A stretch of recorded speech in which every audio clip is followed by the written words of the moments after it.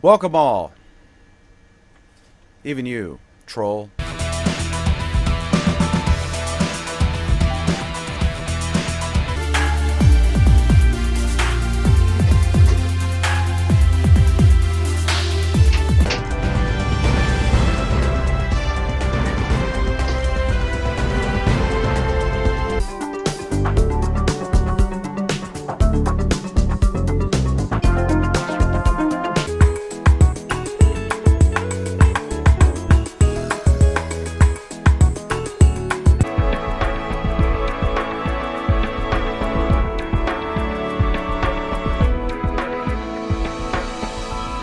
Hey, good to have you with us. I'm Dan McDermott, your humble host and tech aficionado, basically the foremost authority, not on any specific issue. Just kidding. All right, so our panel is Kevin Bryan. Welcome, Kevin. How are you, sir? Hello, I am fine this evening. You are in Atlanta, Georgia, at CNN Center. Yeah, future home of Google Fiber. Looks like you have some baked goods behind you there. Are you going to be sharing? No, I don't have any. I don't have any food. There's no food. Dan, There's Dan boxes. Dan's just obsessing about food as usual. Well, okay, I swear to God, Alan, I'm not It's making like he this up. doesn't eat. We went to Costco. We've tried two of the big giant things there. One was the shepherd's pie, and we tried some sort of ravioli thing. Both were badass. And then today we got, because I'm feeding a small army now, a growing teenager and a truck driver, both of whom eat. You'd think a sedentary guy wouldn't eat so much, but truck drivers eat a lot.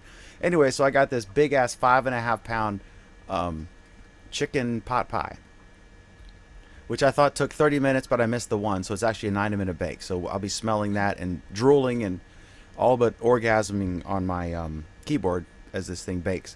So also, Alan, I noticed you're testing the new Help Out, or the old Help Outs feature, which is about to reach its EOL.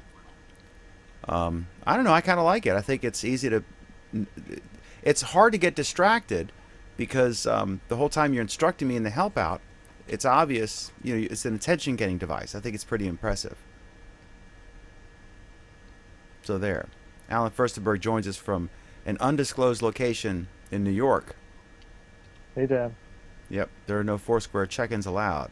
At prisoner.com, buy his excellent book, Designing and Developing for Google Glass, co-authored with our other friend and occasional guest, Jason Salas from KUAM TV in Guam.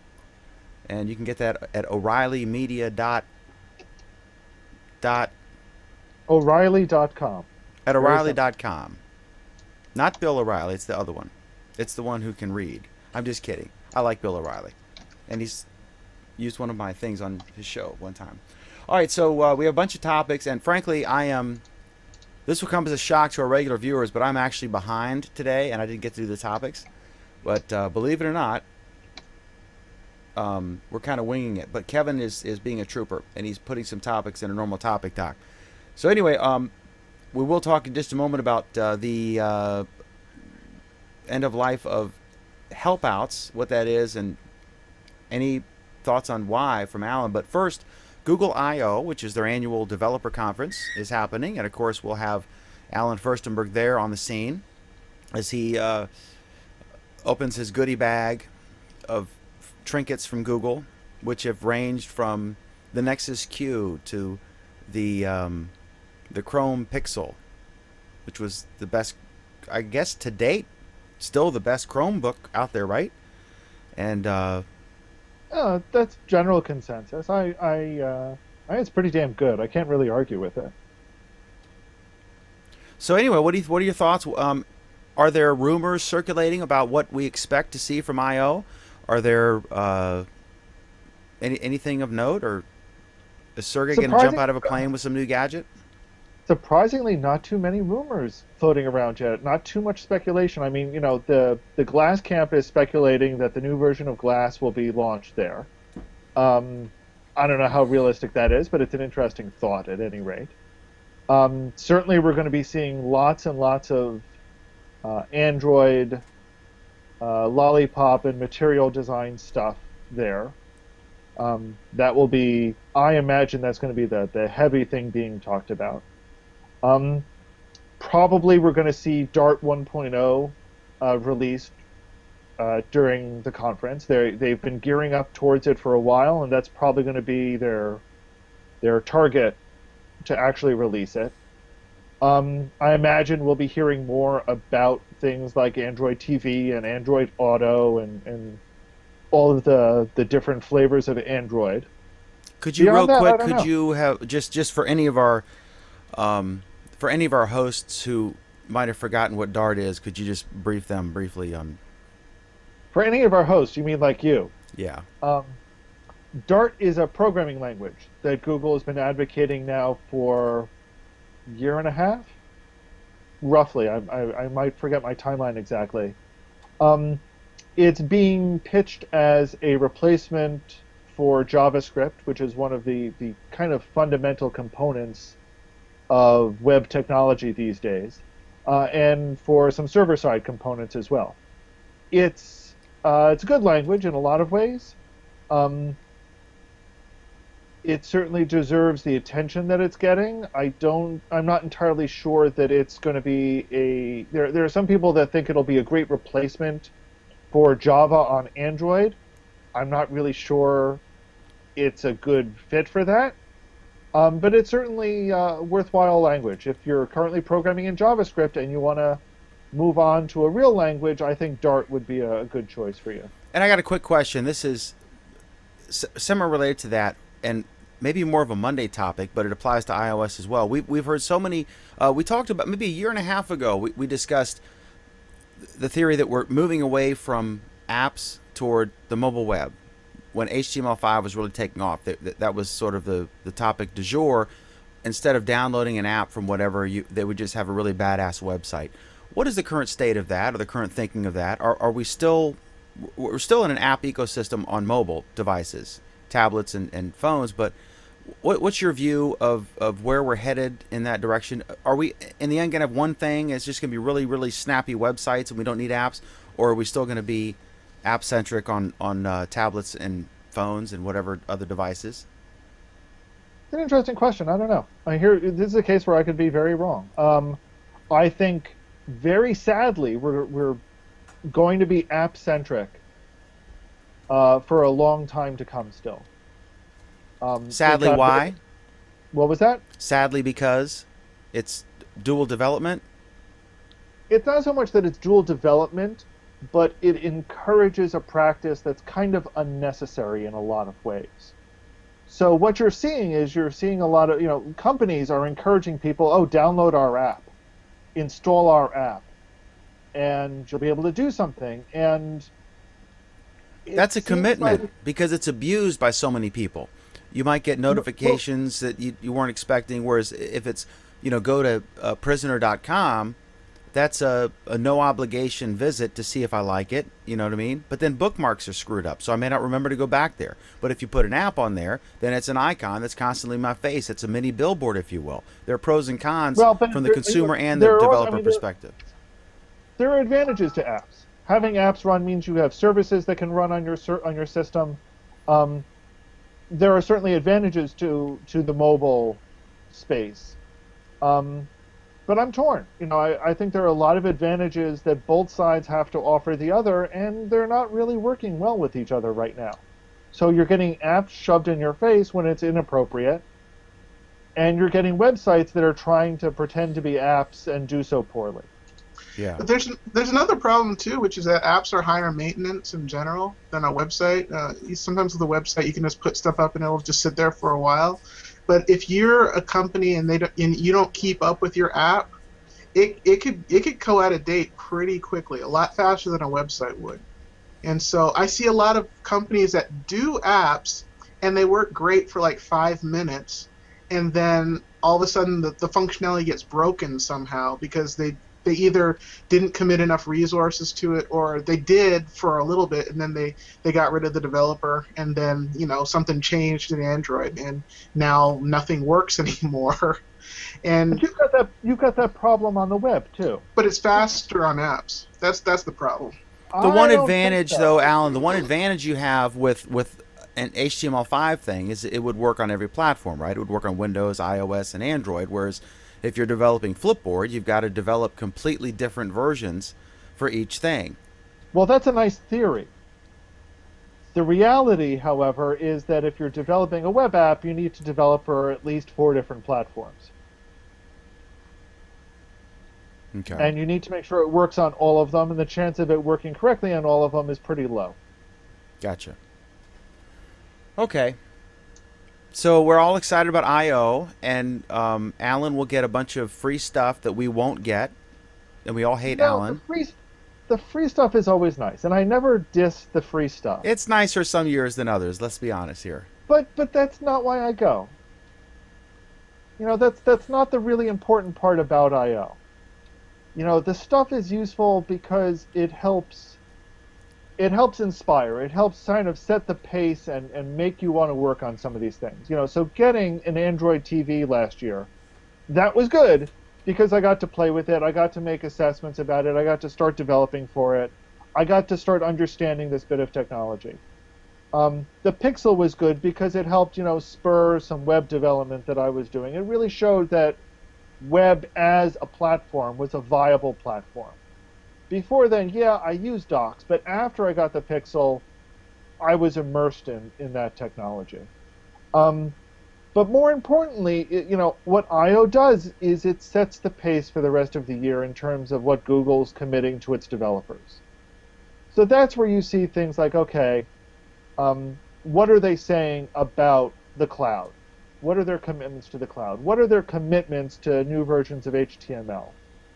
And these are exciting things to see. It sets the tone.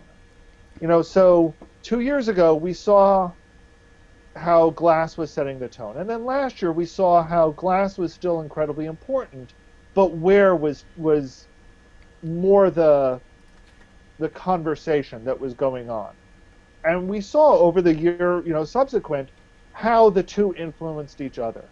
So I think it's going to be interesting to see, okay, what tone is set at this next I/O. And I'm going to get people, and George Cozy, I know you're watching, and I know you're going to say this right now, talking about how Google Plus was the big thing 3 years ago, is that what, you know, and how it suddenly died off over the past 2 years. And I think, again, it's somewhat reflecting of the tone, but it's also reflecting the tone that Google Plus is a consumer product. If we see the API come out, that'll be an interesting change in tone, but I'm not predicting it.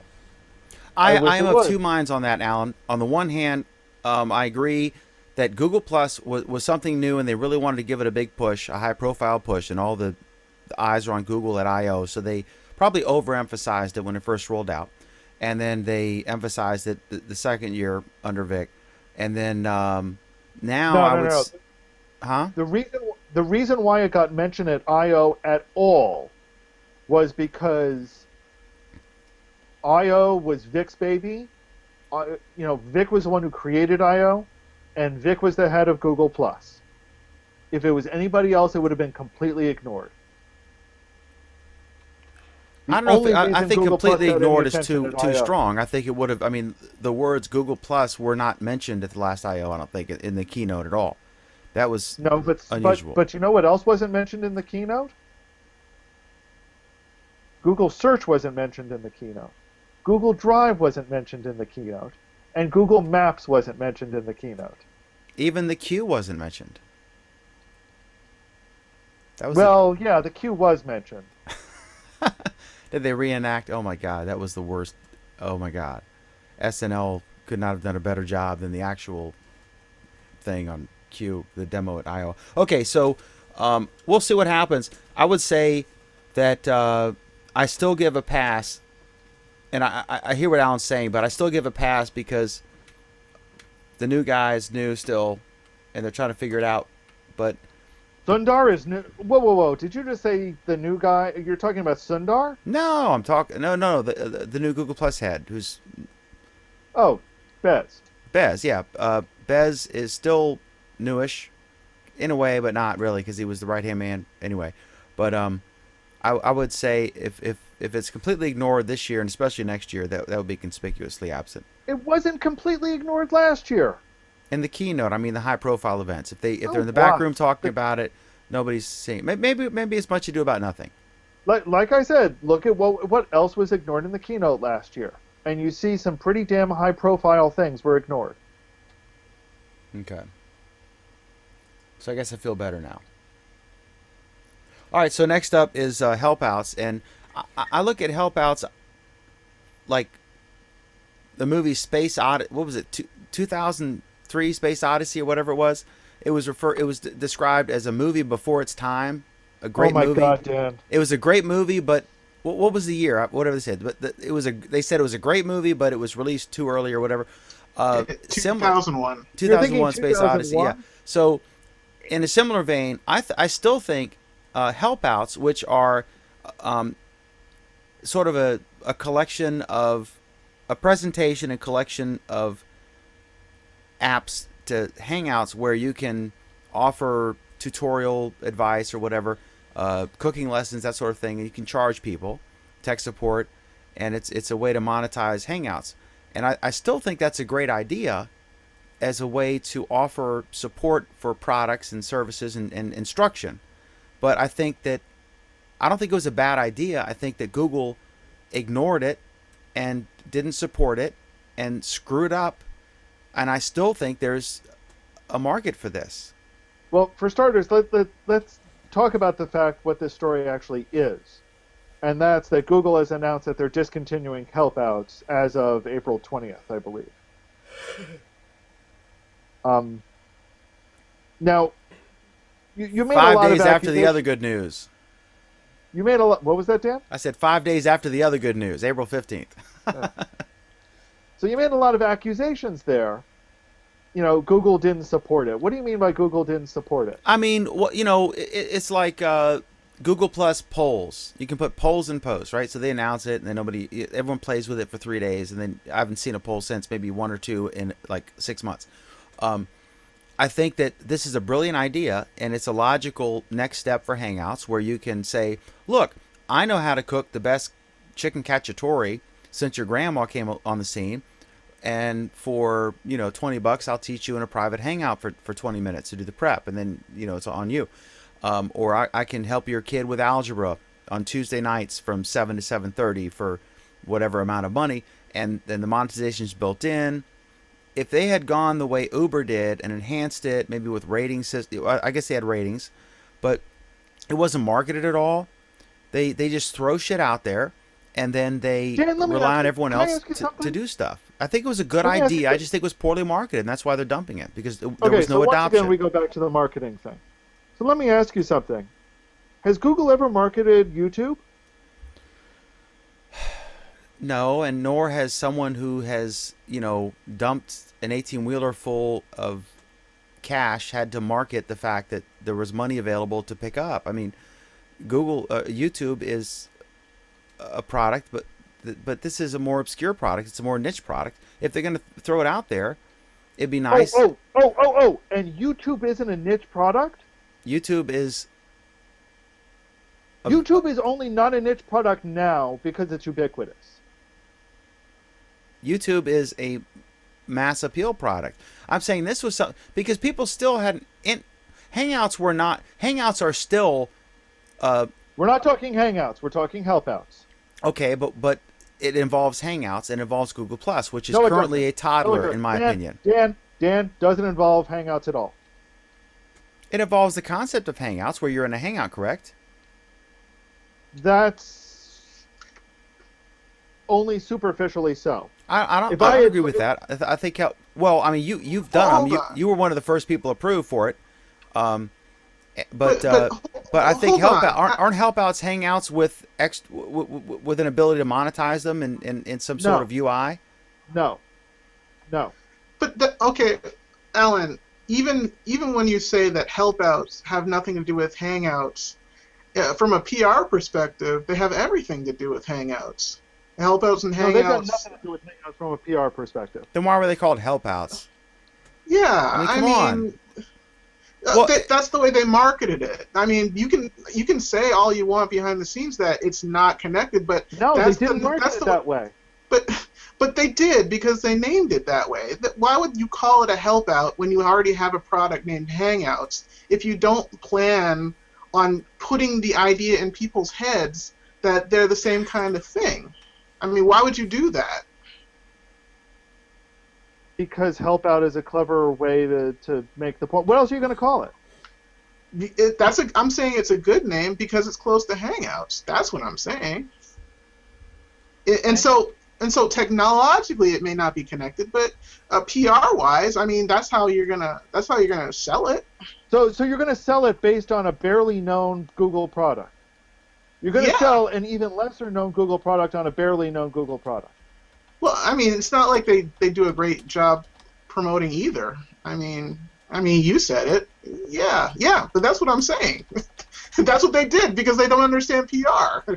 No, that's not what they did at all. Here's the thing. Everyone is saying, oh, this failed because Google didn't market it. And I think everyone completely misunderstands what the hell help outs are. Okay, well, why don't you enlighten us since we're both wrong and you're right? So tell us where and how and why. Well, I'm glad you acknowledge that fact, Dan. Okay, just for all the viewers, Alan is right. According to Alan. So go ahead, Alan. Help outs were not everyone is saying, oh, Google didn't market this well enough. Well, the fact is it wasn't a marketing platform. What it was a delivery platform. The same way YouTube is a delivery platform for videos, help outs were a delivery platform for Haven't they run interactive Super help Bowl sessions. ads for freaking YouTube? What was that? Haven't they run Super Bowl ads for YouTube stuff? No. I don't think they have. I think they've done other things. You're but saying not that for YouTube. Okay, Alan, with a straight face, you're saying that Google did an adequate job using its tools to alert the masses that help outs existed. I think you're missing the point. That's like saying, did Google do an adequate job alerting the masses about Google search? But they don't need to because Google search is getting used a lot. If people aren't using helpouts a lot and then Google doesn't help supplement that by telling people, then it's just going to go away. Here's the thing. It's going. No. And here's where I both agree and disagree with you. Everyone keeps making this argument that Google should have had marketing for helpouts, and I think that's totally the wrong approach. Totally and completely the wrong approach. The one thing that they should have done that they didn't do was integrate help out search into regular Google search. Absolutely, I agree. And that's part of, when I say marketing, I'm not necessarily That's saying... not marketing! But that is marketing. Bullshit, it's not marketing. No, it's not marketing. And the reason why it's not marketing is because YouTube search results are an integral part of Google search results. Are or And you aren't? don't What'd you say say? that Wait, they're whoa. What'd you say? You said they are or not? If you do a search for something, and there happens to be a YouTube video that fits, it turns up in the search results. And that's But not marketing? That's not marketing. Of You're course not it marketing is. YouTube. Bullshit. But yes, You're you not are. marketing YouTube. That's crazy. No. No, No, of you're course not you are. marketing YouTube. If you weren't marketing it, then you would just treat that YouTube link as just a regular link, just a blue link. You wouldn't. But that's not how YouTube And videos. that's what they do. But no, that's not what they do. But yes. They put an actual thumbnail of the video in with that link. They do both. That's promoting it as No, that's not. The reason why that's not promoting it, Kevin, is because they did that for a while for other external links as well, and that's not promoting The Verge. It's promoting an article. It's promoting a video, and it's promoting a particular help out session. That's different than marketing help outs. Okay, Alan, why is help outs being shut down? And is there anything Google possibly could have done to prevent it? Yes, they could have put search results. They could have put help out search results in regular search results. And we know that Google adding results to search results is in no way marketing. It's not marketing. Did you just get a big contract with the EU or something? It's not marketing. That was a dig Well, just then. I don't know. okay. No, in fact, Dan, I'm making the exact opposite argument of what. In fact, you're the one who is. I'm trolling you on at the moment, either actually. side with that case. Go EU, EU, EU. Because I'm a big fan of all the EU's crazy ideas. Right, and you just agreed with them. Yes, kooks, spoonbenders, and the EU. You just agreed with them. Okay. So you're saying you can't do both? You can't put them in the search results and advertise? I'm saying they could have advertised, but that wouldn't have helped. why can't Pam join? Hold on. If you slather this product all over everything that people actually watch, See, you're saying it's not gonna turn the dial in any way as to an uptick in using this service? No, and here's why. Because you're treating this product as an isolated product. And that's just dooming it to failure from the beginning. So If it- you can just market it as a bundle then? No. That's still marketing. I mean, that's what it is. It's already a bundle. Well, If instead... but nobody knows that. Either the marketing was a failure for not marketing it as a single product, or it was a failure for not marketing as a bundle. But Okay, either the way, non-marketing No. was a failure because there was It no. wasn't a failure because of its lack of marketing. All right, They so could've marketed- hang they on. could've- Let me throw in these a couple comments here. We got Jeff Stoner has some more. If you want some more details on Dart, go to Dart.org or dartlang.org. And Cy says, past Chrome, OS and browser, and a couple ads for Glass. What has Google ever really marketed? And then Cy says, if you are in the Google sphere of influence, you see their PR. Google's problem is they don't really reach outside of that sphere, and that's what I'm saying. I'm saying they didn't do a good job, or maybe the platform was shitty. I don't know, but something went wrong because it's a good idea. It's a very, useful idea to say, if someone's in Kansas It's a and I'm in great idea, Texas, but I can help them with their whatever, and they can pay me, and there's payment built in, just like Uber, where it's all in an app or whatever. Okay, And for whatever stop. reason, it didn't work. Dan, let me ask you something. Sure. So basically, you're saying that people could have essentially, people using helpouts could have marketed themselves and made money, correct? Yes. And how does this differ from what they're doing with AdSense or getting themselves on Google Maps or any one of a number of other similar things? I mean, that's also kludgy. Let's not kid ourselves, The difference is that all of those, it's people advertising themselves using a Google platform. How many? Google didn't need to market search. They didn't need to market maps. They didn't need to market any of these things. But And hold yet on. Because they're good at those things. Because no, they're good at those things. It's- How it's not how just- many mom and pop redneck convenience stores even know that they have a Google local listing? Let But it's alone tons of them, be able to Dan. go through the Oh my God, Dan! the everyone map that wants would. to. There's Huh? probably more people in your town that want to than advertise in your paper. I don't know. There's a lot of advertisers. In fact, I just looked at. I got a subscription to The Week. We've got like 130 ads per issue, right? 150, 130.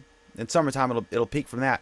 I looked at The Week. I swear to God, there's no ads. There's 4 ads in the whole paper, or in the whole magazine. No ads. No ads. Right? I went through the whole thing. There's 4 ads. So God bless them if they can make it on subscriptions. It's kind of a neat little magazine. But so if you want to talk about advertising support, Dan McDermott won week 0.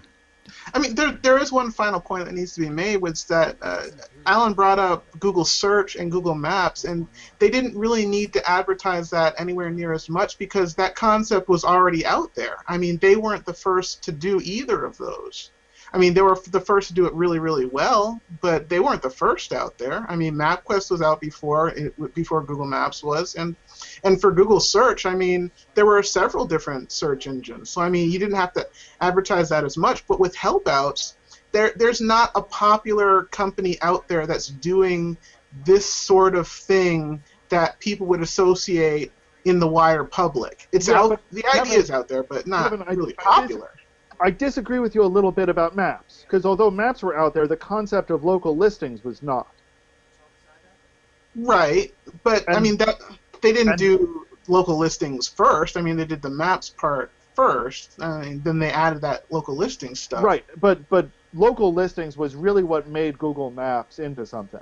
Well, I mean, that's what made it better, but they didn't have to introduce the concept itself of, having maps on the internet. That was already out there. But with Helpouts, that idea is not really out there in a popular way. But they needed to say that. And they didn't really say that, either advertising it alone or as a bundle, or including it in search results, or most probably all three. They just needed to do what PR companies do. Yeah, but here's the thing. And on some level I agree with that. But where I disagree is, it's like saying that Amazon Web Services went and did something that nobody else had done before, so they needed to advertise that. But they didn't do it. They didn't. That concept was out there before they did it. No. What Amazon Web Services, what AWS was totally unique. Nobody else had done it before. Oh, you mean the idea of them? Well, I mean the idea of them hosting your website, kind of. But I mean, you could host your own. That just made it easier. But I mean, the idea of hosting. That's not even the brilliant part of AWS. It's the scalability, the quick and easy option, the set it up and strike it down. That's what made AWS. Yeah, but it's still hosting. I mean, we're not talking about what you're saying is the popular equivalent to Helpouts right now. What is it? Tutors. Driving Yeah. in person to some office, to some classroom. I think this is bullshit. Look, here's the deal. If CBS puts out a new television show, they blast advertisements, very good ones, all over the place. Exactly. They don't simply run, a 2x4 ad in some trade publication and say it's up to the cast and the writers and the producers to create such a great product that it will evolve on its own. No, they whore out all of their platforms. Really to did. do it. Let me Yeah. ask you something. Sure.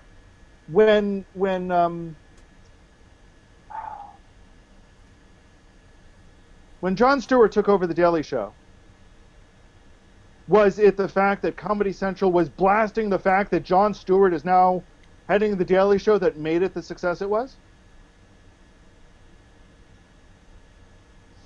The show already was kind of a success. He just changed No, the show. the show was a mediocre nothing. No, hold on. That's not even fair. Are It you was a different suggesting show. that promotion is It was a bad? That an different- advertisement it is is- bad? Yeah, I mean, clearly they needed to do something with Helpouts. I mean, as far as the Daily Show, it was a successful show. It wasn't super successful, believe but you it spent was this a long. completely different show. I mean, they did need to do some advertising too to make sure that people understood the new direction he was going to take it in. But I mean, They didn't know the new direction he was going to take it in. Nobody knew what he was doing with it until he'd done it. yeah, but as he was doing it, that's the way they would advertise it. I mean, you got to shove this stuff down people's throats. You got I don't think so. You want to know why I don't think so? In fact, I never saw an advertisement for The Daily Show. I saw plenty. It was all over the place. It was all over. And how could this hurt Helpouts to just plaster it all over the Big Bang Theory? Just get some little documentary. Just put 30-second commercials everywhere. And it's not like they don't have the money, and it would have gotten more people. Just end of story. More people to do what? More people to do what? To use it. To use it when they didn't know that it was there before. People just didn't know it was there. That wasn't the problem. Of course it's the problem. No, it's not the people problem. if I Joe don't think that was Blow the problem. doesn't know it's No, there, let's then do they it this can't way. even. Providers never reported they had a dearth of people who wanted to use it. The thing is, we've all read a book or seen a Okay, show that got canceled, or a book that wasn't discovered, and it was so good. Oh my God, it was so good. Helpouts were nowhere near so good. Helpouts were a train wreck from day one. So I there was were wrong in my technological initial premise that I said it wasn't a garbage product. You're saying it was a garbage product. Oh, it was a garbage product. Oh, okay. Okay. Then that changes the So why are we- conversation. So the So heads we're of saying that Google they said, didn't put in. Advertising would have fixed it. so maybe it was okay. So that changes everything. Maybe it was wise for Google not to market it if it was crap. I mean, it's a brilliant idea. So we But I agree said that from- it was. I said on day one when this came out, and I said it on this show, it's a great idea. Google is not the one to do it. Great. All right, I'm going to So- move on. I'm making an executive decision as the CEO of Google Plus Week. All right, I don't know anything about this. I'm guessing Alan or Kevin has added this. Google Security Check offers 2 gigabytes drive space as a bonus. What's this about? Yeah, so Google has a security check service that they've started up that takes you through some common configuration issues, security vulnerability issues, just some basic things that you can do to improve your internet security. And just for going through the survey, they will give you 2 gig of drive space permanently. It's a permanent allocation, so it doesn't even expire. So if you take this survey by the 17th, they will give you the drive space by the end of the month. This is really a no-brainer. Do it. You're almost guaranteed to learn something new. Hopefully you heed their advice and actually implement some of the security changes they recommend. But even if you don't, you still get 2 gig of space. Have you gone through the survey, Kevin? I have not yet. I just pasted the link in. So once I pasted it in, I will follow the link and then take the survey, and then I will grab my 2 gigs of space. I am really happy to hear about this.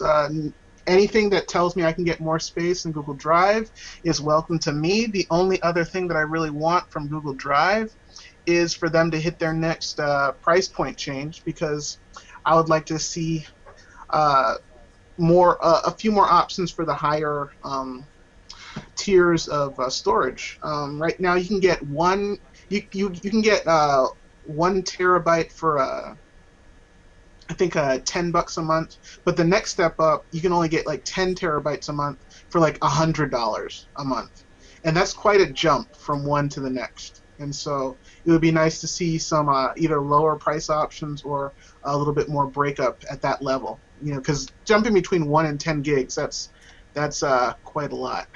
Well, I mean, I think, you know, the space is nice, but I think the important message here is in actually making sure you're less vulnerable online. Yeah, you're right. You know, I think that's the bigger takeaway message here. So Dan appears to have gotten Reappeared. lost. Okay, so that's. I agree with everything aforementioned. Next up is Google Search now returns health information. Yeah, So- one of the things that we've seen increasingly over the past couple of years is how Google Search returns information directly and then provides you links to the more authoritative location for it. Now, in addition to some of the other stuff in the Knowledge Graph, health information is being included in the search results as well. So good addition. Hopefully it will debunk some medical myths that are out there. Always good to have more and better information. And hopefully their daycare providers will actually start reading this information. Excellent. Pro health. We've always been pro health on this program. Vince I should Cerf. have added that notice. I should have added that subject well. Consider that the next bullet. All right. Next is Vince Cerf warns about the digital No. dark. There's a new bullet coming in. Before or after Vent. Before. Okay. So our program is every Friday at 8:30 Eastern, 5:30 p.m. Pacific on Google Plus and YouTube Live, where we discuss Google Plus topics and other topics. We're sponsored by no one. In fact, I'm not running ads on my program anymore, and that's a long story I won't share with you. But we're free. Free from any marketing, like, say, a Help Out's Super Bowl ad, for example, will not be appearing on Google Plus Week. How much more time do I have to kill? It's in. Okay. Next up is Google daycare vaccination rates are hovering around 50%. That's not an impressive. That's not a That's not near unanimity, Alan. I saw that it's a scandal pretty today. pathetic rate, actually. So I forget. I need to find the study again, but somebody did a study of published vaccination rates for the various corporate daycare centers that are run by some of these companies, and while Oracle's in all of this in Silicon Valley, and while Oracle's daycare center has approaching 100% vaccination rate, Google's kind of at the low end of the spectrum, with vaccination rates hovering around 40 and 50%, which is really pretty bad. Is Michelle Bachmann's is she a real big influence there, or what's the deal?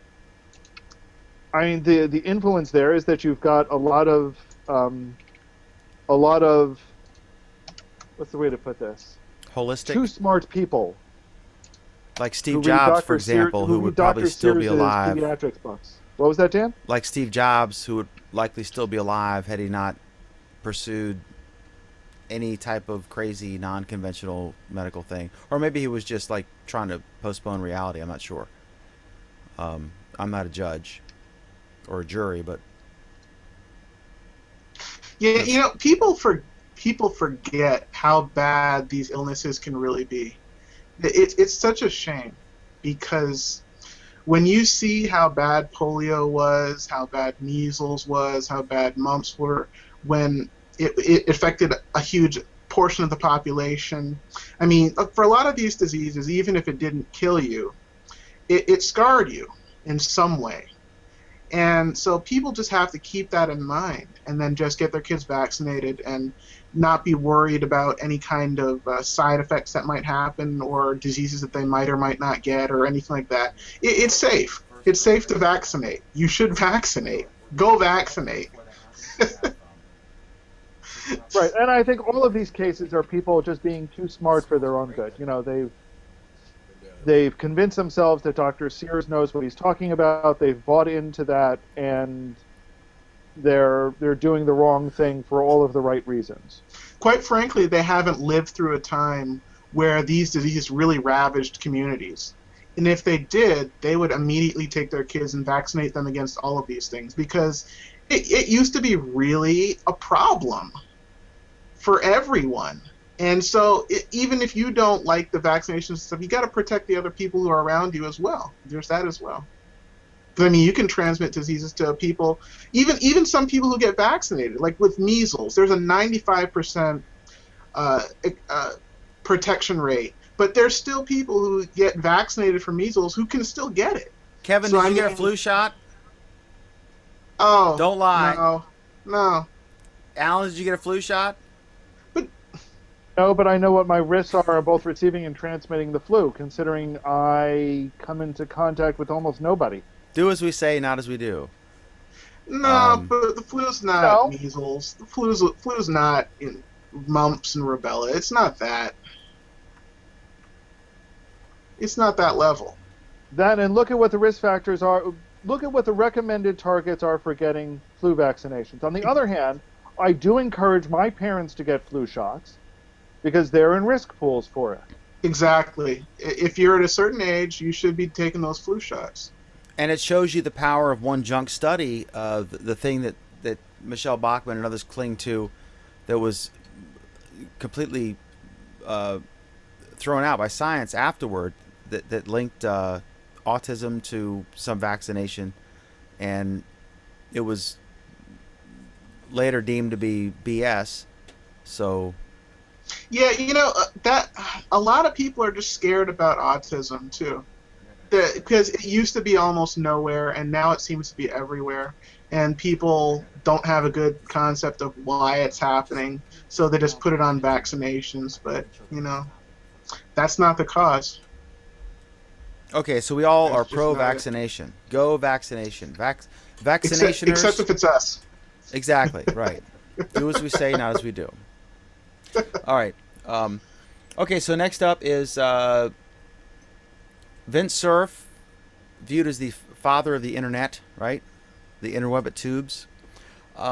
This is a really interesting story. The story is billed as Vint Cerf warns about digital dark ages, and his point is that we're so advanced, and you'd think there'd be so much more history now. Like we wonder, like what would it be like to be actually have a video of Abraham Lincoln, delivering that amazing Gettysburg Address. But at the same time, now, even though we're far more advanced technologically, we're all in someone's ecosystem or what have you, and it could just disappear. Like, I wonder are your old MySpace posts still out there somewhere? And when someone shuts down an entire ecosystem, like I think some of our earlier programs, I don't know if I have a local recording of them or not, but they were on Justin.tv. Either this program perhaps or the McDermott Report that preceded it, and then Justin TV shut down, and it's gone, and all those recordings are gone, and it's like it never happened because no one's backed that up. So Vint Cerf was saying, we're all relying on these ecosystems because it's easy and it's free and they're all ad supported or what have you. But I think he has an interesting point that I really hadn't.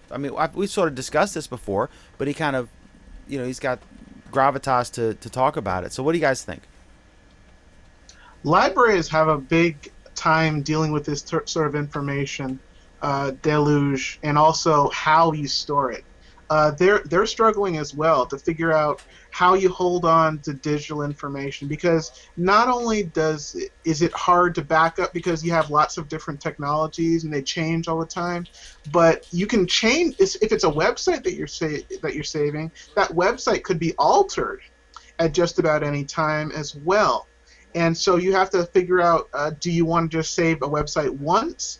Or do you want to save it at intervals and keep going back to that page and archive that?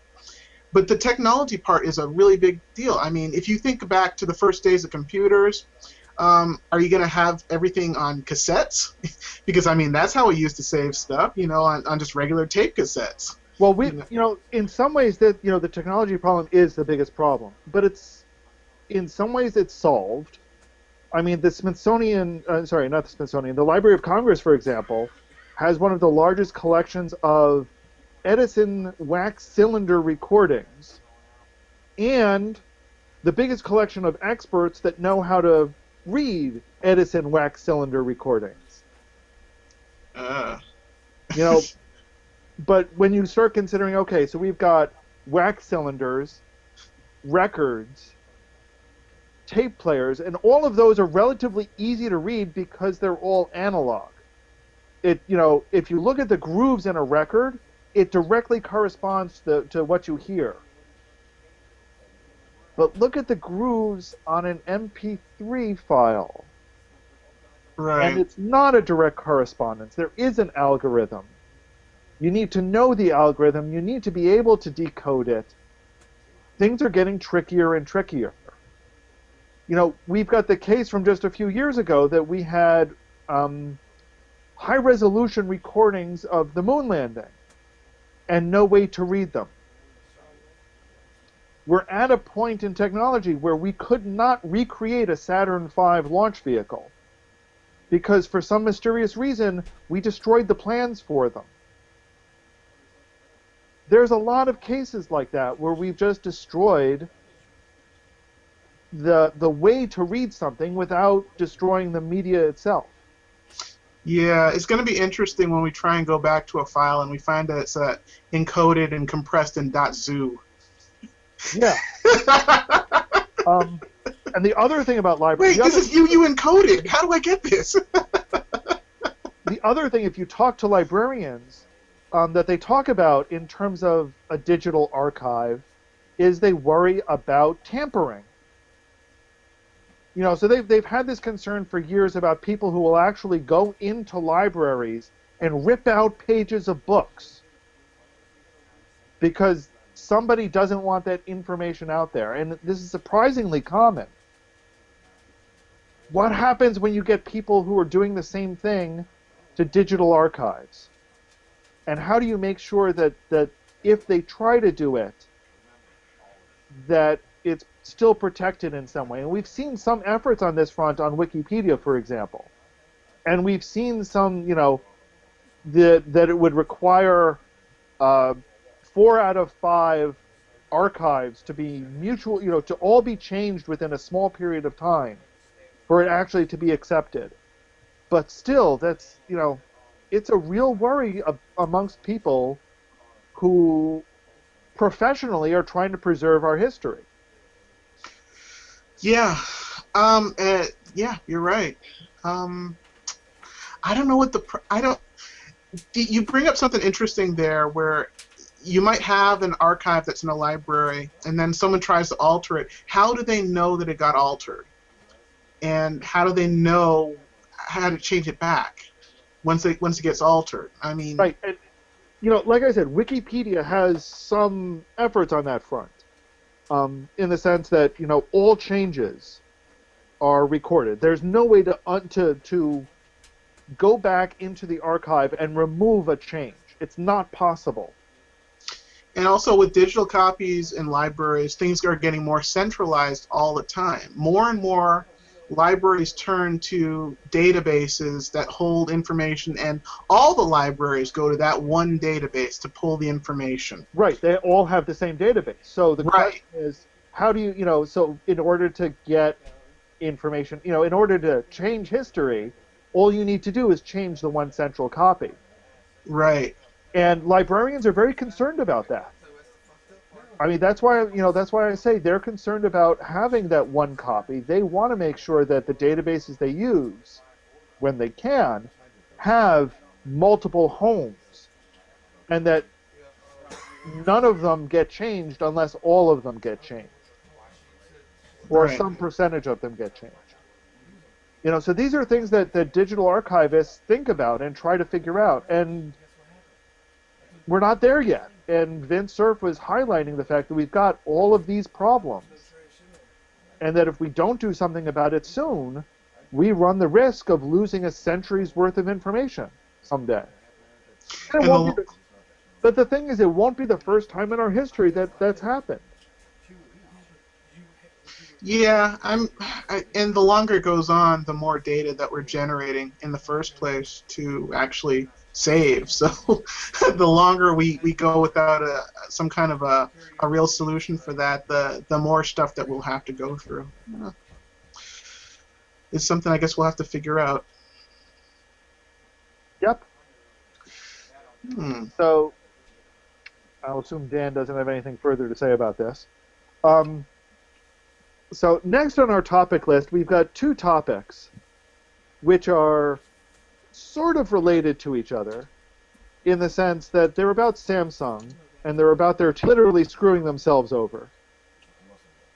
But I don't think either one of these is, well, so the 2 topics are, somebody actually read the terms of service of their TV the other day and discovered that Samsung warns people that things that you say that are recorded by a Samsung TV might actually be used by some other company. And this freaked everybody out. I don't think it's as freak-out worthy as people make it out to be, and about what they should be freaking out about on this. What are your thoughts on this story, Kevin? First of all, it's a job of bad lawyering. They just decided to apparently, take the text in 1984 and then just change a couple words and then throw it in and figured no one would read it. They don't mean it that way, but it reads kind of that way. That's what the problem really is. They don't mean. I don't know. I thought they pretty much meant exactly what they wrote there. They kind of did. I mean, they don't mean it in a malicious way. That's what I mean. They don't mean to have any harm being done by what they're saying, but they left it so overly broad that it could possibly be construed as being used for nefarious purposes. Well, the problem is, I think they're acknowledging a reality, and that's that A, the audio may leave Samsung's control. B, once it's left Samsung's control, who knows what the hell the third party is going to do with it. So C, you need to be told that once you say something that's recorded, you're screwed, or you're potentially screwed, because that's a legitimate. I mean, that's a legitimate concern. Yeah, and it bumps up against the idea that your home is your castle, and whatever you say or do in there, basically, you know, doesn't have to leave, and now your conversation technically could leave, even though you're in your home is your castle place. Is this a real thing, Alan, or is this? I mean, my concern, just like with the Edward Snowden stuff, all that is, even if the people who have that information have the best of intentions, it could potentially be hacked, and it's a database of your things that you could have the most unsophisticated, non-smartphone using everything, elderly person or what have you, have a Samsung television, and not be of the technical mindset to anticipate such things. It's one thing if you have the latest iPhone or Android phone and you're texting someone to be thinking in the back of your mind, or whatever. Maybe my Snapchat really isn't going to be deleted 100%. So, but it's a different thing to say that some octogenarian who buys a Samsung television would it be fair to assume that they would think that their conversations might be recorded, stored in some database, and all of a sudden be leaked on torrent or whatever. I think that this is in a way, it's more of the same. In another way, it's a new paradigm that's not cool. Yeah, and it also might affect people who are newsworthy. I mean, imagine if you convinced, Donald Sterling to get a Samsung TV, and then you put it in there, and then you wonder whether he might be saying something interesting. The more a person is in the news, the more you're going to have hackers who are going to try and figure out if they can get some at some of that information. I mean, it may or may not be possible, but it might be possible, and you're introducing that possibility into someone's home where they're not really aware of the risks.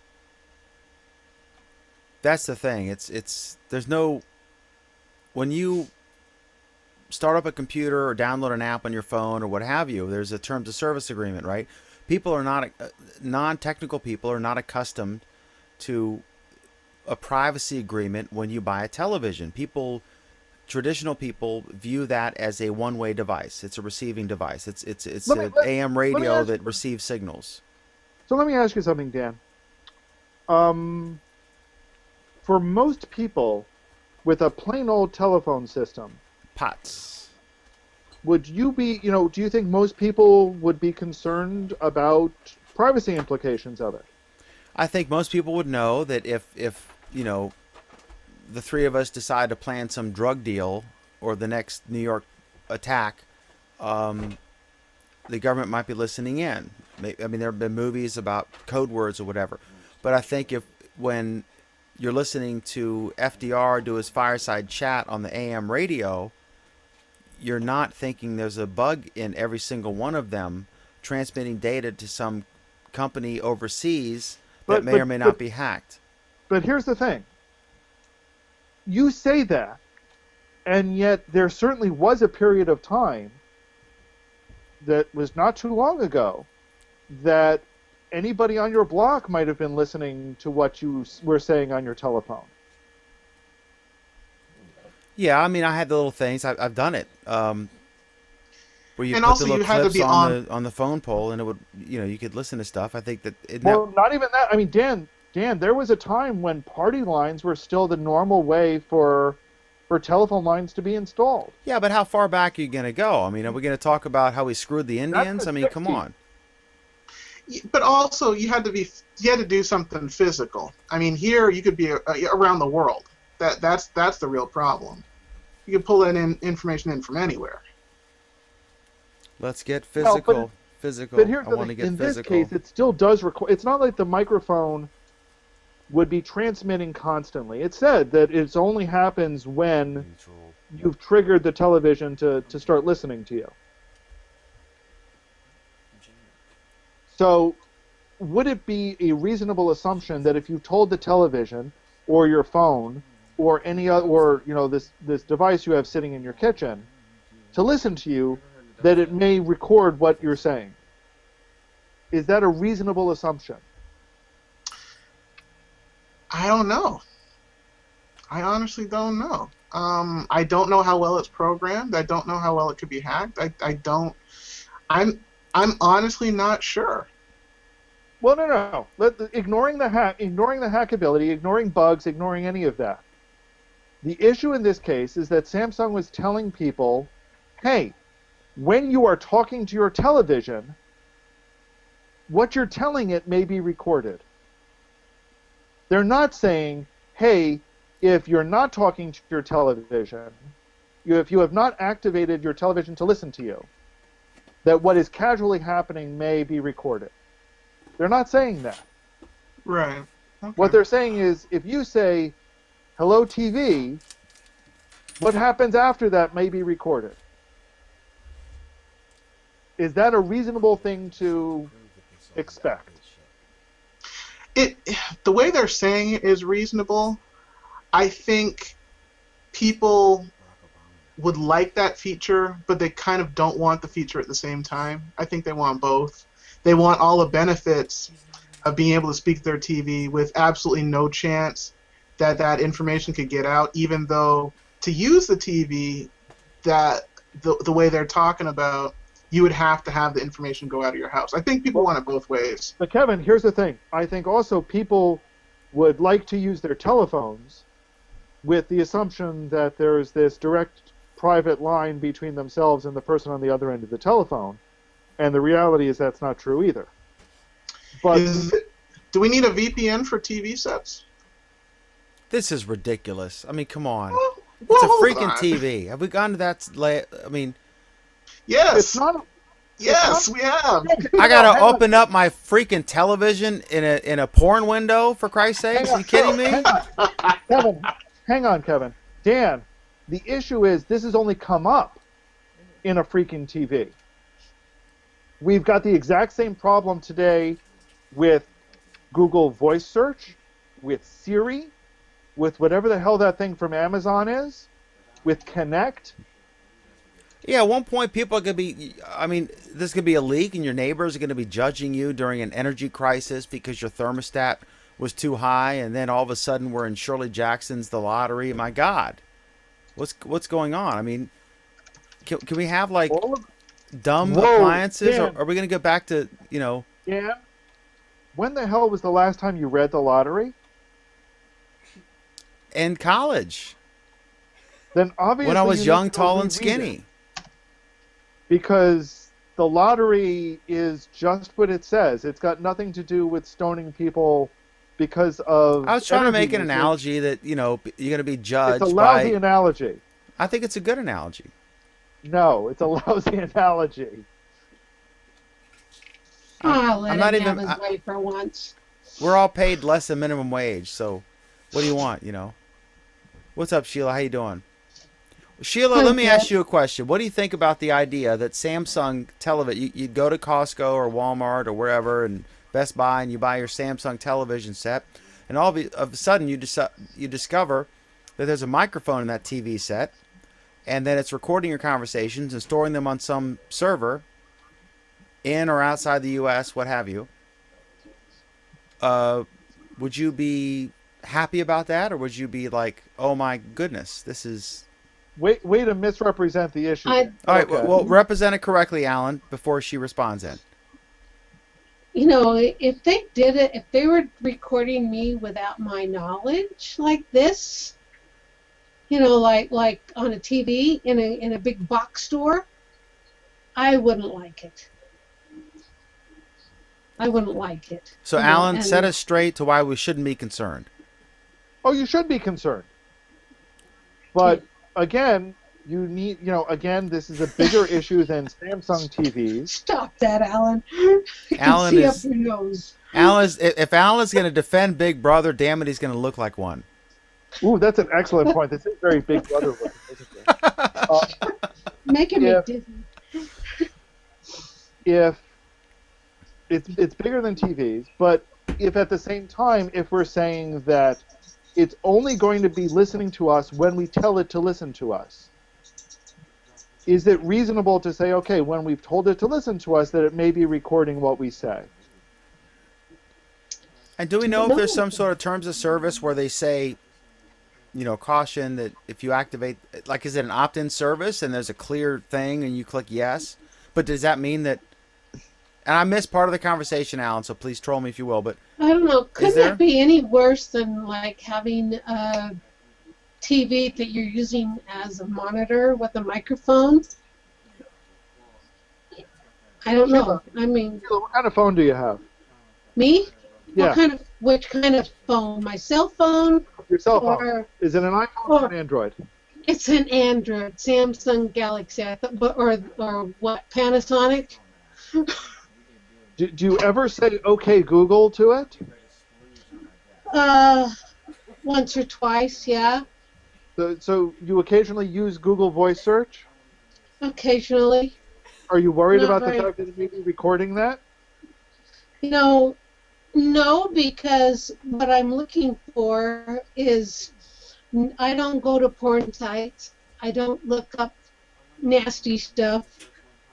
I'm not too worried. You mean like, because I don't go to malicious sites. That's what I don't look for. If I need to look for a restaurant, then yeah, I'll, but mostly I don't. I just type it in. So would you be worried about having the same feature on your television? Well, if my television recorded it and went out somewhere, if they're recording me without my knowledge, without even doing anything, I don't know. Same thing. Instead of saying "Okay, Google," you say "Okay, TV," and it may record what you say after that.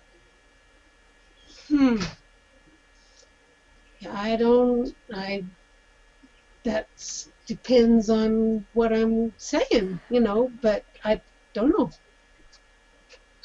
Well, really, it also depends because I'm personally I'm not worried about the OK Google part because if I'm doing it in front of the computer, it's at an HTTPS site, it's at a secure site, and it's doing the same thing on Android. I am not sure that this information is going out on a secure site with the Samsung TV. That's what I'm worried about. I think it is. I don't know. That's not the issue. No, that's weak, Kevin. Really? Why? Yeah. Sorry, that's weak because the transmission isn't the concerning part. Well, I mean, okay. So you're saying is go ahead. You go ahead. The concerning part is that Samsung or Google or Apple may be taking this voice, and if their service doesn't handle it, they may be handing it over to another service that does. And that's what may potentially be recording it. So you're saying it may be securely getting to the third party. Well, it may be, Essentially. yeah.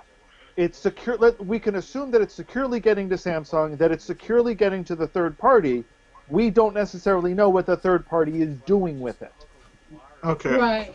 That's yeah. It's like, okay, I'm on a Google chat. Okay, we know where it's going. It's going straight to YouTube. But then I'm using a Logitech camera with their mic. So maybe they could have a third party tapping into that.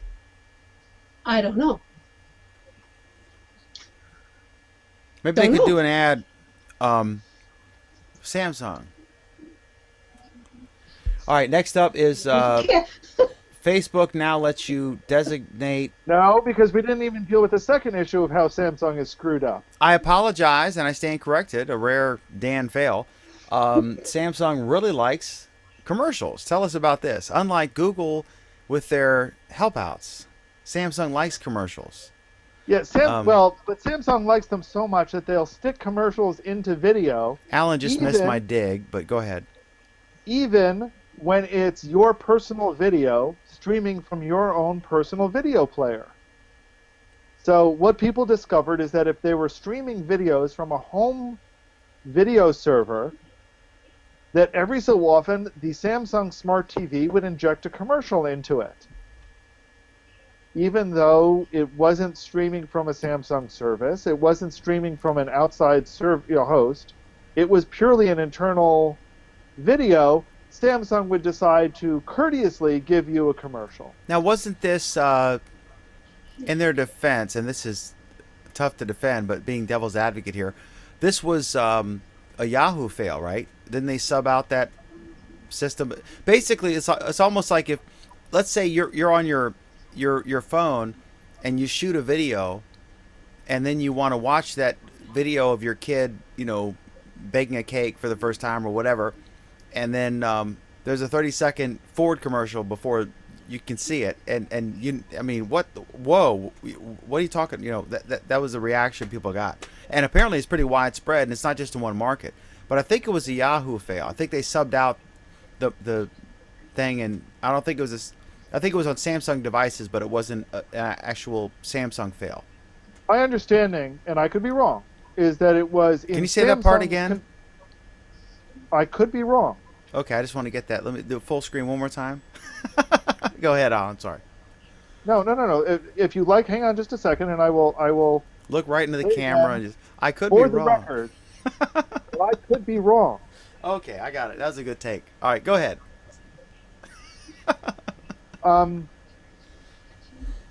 That it in the Samsung configuration, there's a checkbox that basically says enable enhanced Yahoo services or something like that. And this is one of the enhanced Yahoo services. And it defaulted to on when it was supposed to default to off. Now, I don't know if that means you blame Samsung for the stupid configuration, Samsung for making the deal with Yahoo, or Yahoo for providing this stupid service, but that's where it sounded to me like the problem lay. I think my Vizio TV apps, which all sucked the last time I checked, but they sucked so bad, I haven't checked in the last 8 months or so I can't say if they currently suck. So I'm speculating here. But I think they were taken over by Yahoo. So Yahoo has a brilliant track record, I'd say, in development of these apps. Any other comments on Samsung AdGate? I'm hereby designating it a gate. Okay, so that happened. And next up is Pinterest. No, Facebook. Facebook now lets you designate a contact to manage your account when you've died. This is interesting, and I think it's a logical thing to do. And I just thought I would highlight this because it's of note. But there are issues where I had a young man standing in my kitchen right there, and he died that night. About an hour and a half later, he went to someone else's house and then ended up crashing his car. And I went to his funeral. I mean, I knew him. I know the family. I know his brother. And he had a Facebook account. So what do you do with that? You want to kind of, like, people might hear about the death or whatever, and they might look for that information. And so I guess they're giving some limited control to someone. They can't post in your name. So, like, if I die, if I designated Alan as my, caretaker on Facebook, my godfather, whatever, then he could post as Alan and respond to messages and pin a post, that sort of thing. But I think this just is logical and makes sense. Alan, what do you think? Sort of a morbid topic. It's an interesting approach to the problem, and I think it makes some sense. On Google Plus, you can do the same thing. You can, if something happened to you, you could designate someone else to manage your profile. Post-mortem? Okay. You can do it Yeah, or pre-mortem?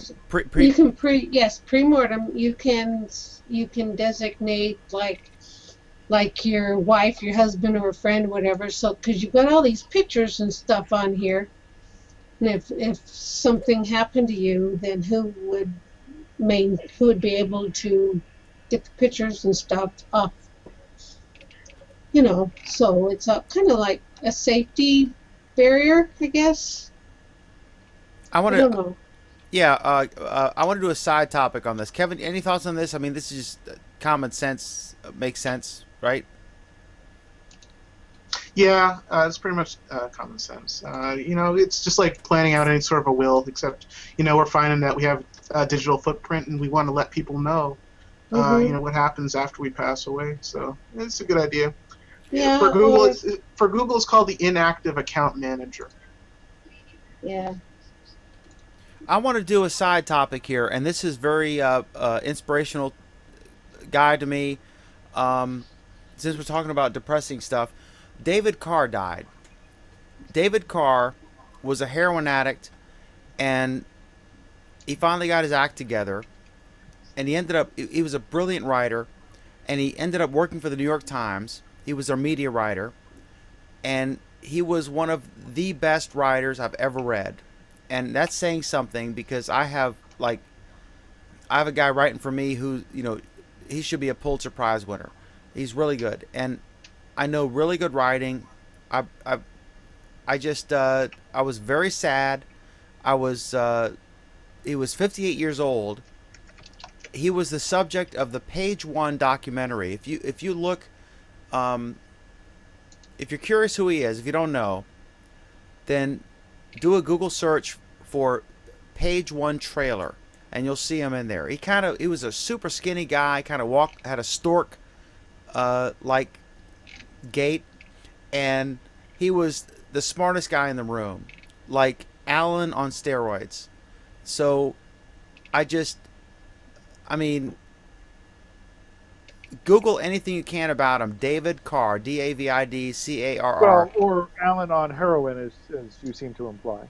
No, I mean he it's only noteworthy. The only reason I mention it because he was like a crackhead, and then he got straight, and he wrote a book about it, and then he became a brilliant writer and sober, and so that's the only reason it's of note, because he came from the bottom and rose to the top to become one of the most brilliant. I think he was the most brilliant media writer of his generation.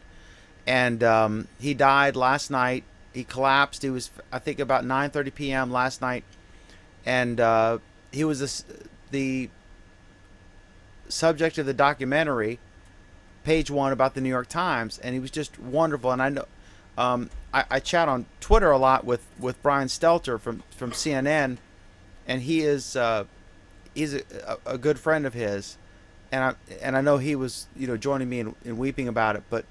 He was a really talented guy, and I love anybody who can put, pen to paper or fingers to keyboards, whatever you want to call it, and just create brilliant prose. And he was just outstanding.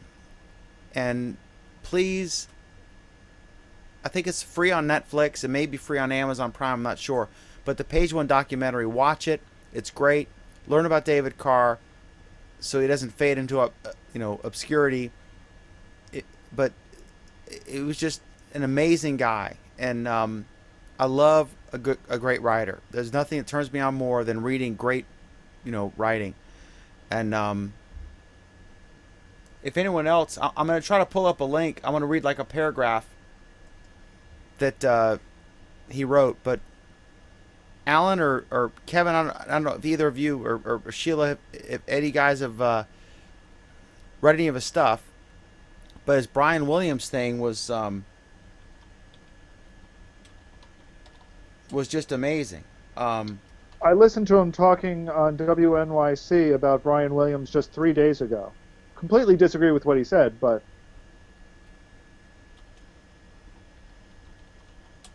That is kind of an interesting. I did, been reading up a little bit on Brian. Like he's been a terrific anchor, but then he misled on a story, and you don't know. I don't know. It's like, but that's. Do you think it's likely that Brian Williams will actually But then return after he the decided 6 to months? step away from the You picture. have to wonder what that would look like. What would be No, the that's- instrumentality of it? I How would it get figure done? if you're going to be the in the public limelight, there you want has to to be be the honest possibility with they your left viewers. the door open.